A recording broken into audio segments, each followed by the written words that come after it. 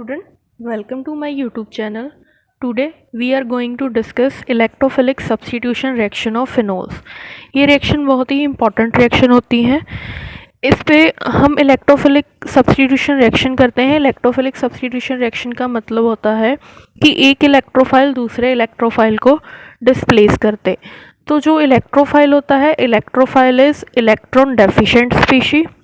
तो जो electro deficient species होगी वो ऑलवेज अटैक करेगी या उस पर अटैक करवाया जाएगा बाय इलेक्ट्रॉन रिच स्पीशी, जिस पे नेगेटिव चार्ज हो या लोन पेयर्स हो। तो जो फिनोल्स होते हैं, फिनोल्स का जो OH ग्रुप होता है वो ऑर्थो पैरा डायरेक्टिंग होता है।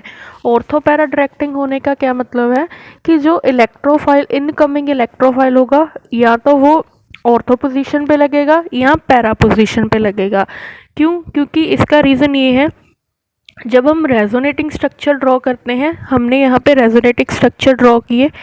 रेजोनेटिंग स्ट्रक्चर ड्रॉ करने के बाद हमने देखा कि जो नेगेटिव चार्ज आ रहा है वो ऑर्थो पोजीशन पे आ रहा है, और यहाँ से अगर इलेक्ट्रॉन डिस्प्लेस करवाए और पैरा पोजीशन पे, तो अगर नेगेटिव चार्ज ऑर्थो और पैरा पोजीशन पे आएगा तो ये इलेक्ट्रॉन रिच पोजीशन होगी।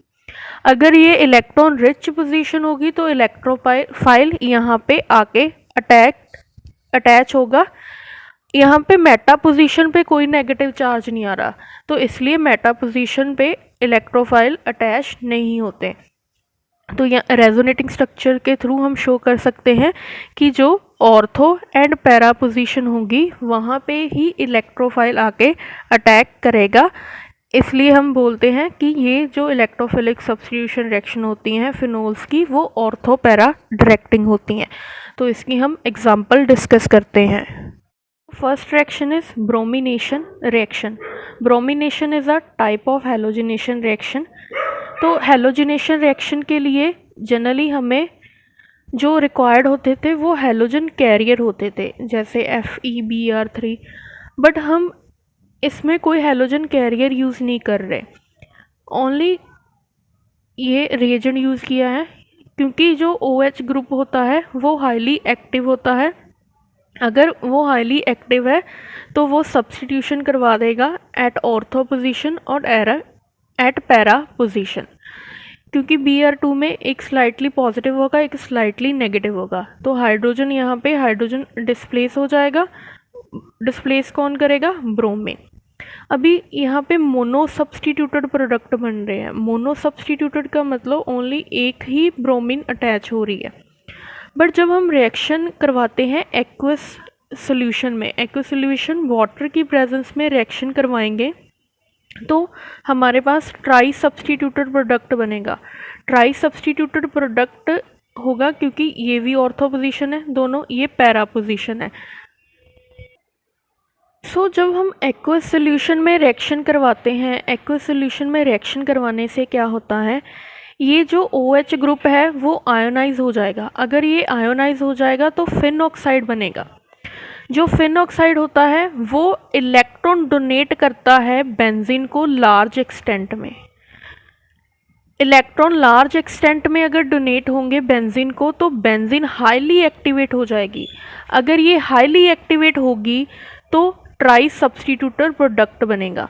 But in case of non polar solvent aqueous solution, non aqueous solution में क्या होगा, ये OH ग्रुप इतने लार्ज एक्सटेंट में इलेक्ट्रॉन डोनेट नहीं करेगा, जिसकी वजह से ओनली मोनो सब्स्टिट्यूटेड प्रोडक्ट ही फॉर्म होंगे।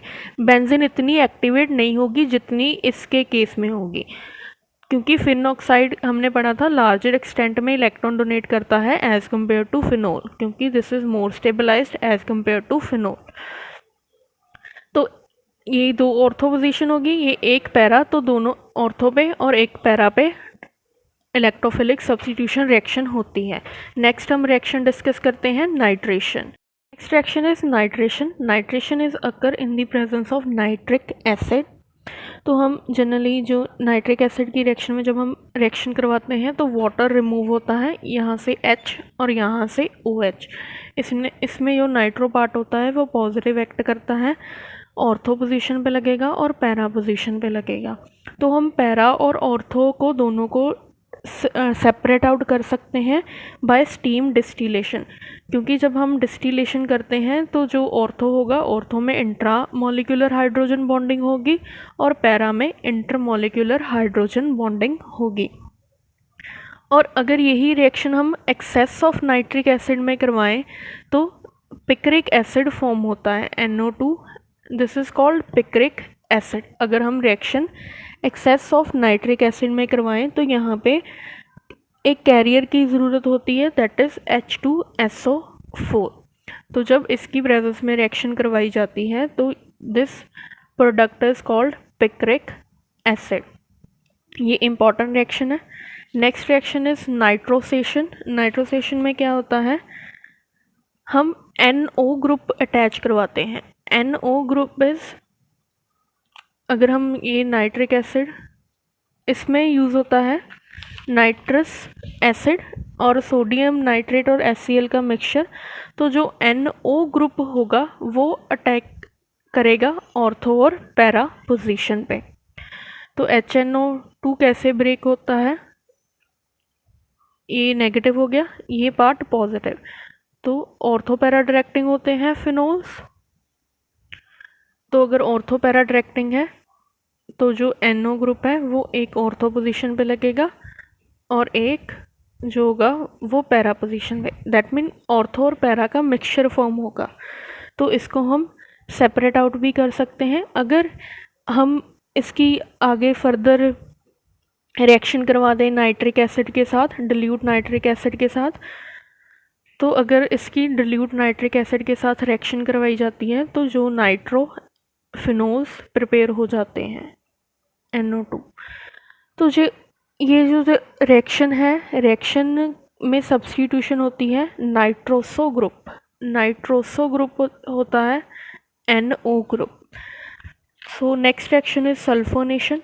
सल्फोनेशन में क्या होता है कि हम यहाँ पे H2SO4 यूज़ करते हैं। H2SO4 में SO3 H पार्ट पॉजिटिव होता है, OH पार्ट नेगेटिव होता है। तो यहाँ पे डिफरेंट टेम्परेचर कंडीशन रिक्वायर्ड होती है कि अगर हमें मेजर यील्ड चाहिए होगी, अगर मुझे ऑर्थो चाहिए होगा और सल्फोनिक एसिड चाहिए होगा तो हमें रिएक्शन करवानी पड़ती है 288 और 293 केल्विन पे। अगर हम पैरा प्रोडक्ट चाहते हैं तो पैरा के लिए हमें रिएक्शन करवानी पड़ती है एट 373 केल्विन के लिए। तो अगर मेजर प्रोडक्ट चाहिए, डिफरेंट प्रोडक्ट चाहिए। Next reaction is Friedel craft alkylation. Friedel craft alkylation में क्या होता है, जो एल्काइल ग्रुप होगा वो ऑर्थो और पैरा पोजीशन पे आके अटैक करेगा और हम बोल सकते हैं उस पर अटैच होगा। तो फ्रीडल क्राफ्ट एल्काइलेशन के लिए हमें अल्काइल हैलाइड्स चाहिए होते हैं।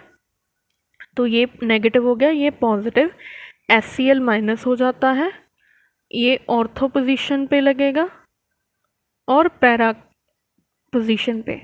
ऑर्थो पैरा डायरेक्टिंग होते हैं इसलिए ये होगी एल्काइलेशन।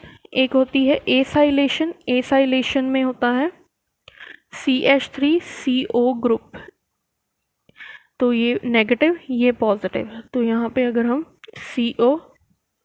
CH3 ग्रुप लगा दें और यहाँ पे भी CH3 ग्रुप लगा दें तो ये होगी एसाइलेशन। तो ये थी जनरल रिएक्शन।